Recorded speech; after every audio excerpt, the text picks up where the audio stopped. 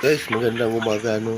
Ito nga at lumabas na yung batch 10 ng ating mga sisyo, no.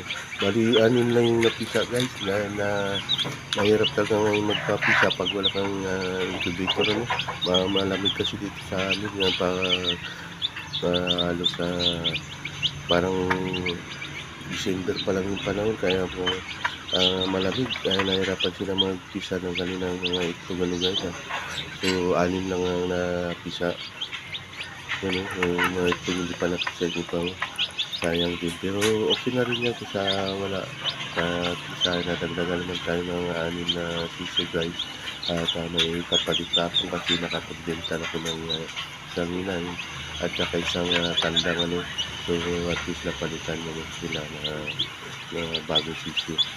So yun lang, guys, ano, maraming salamat muli at magandang umaga sa lahat.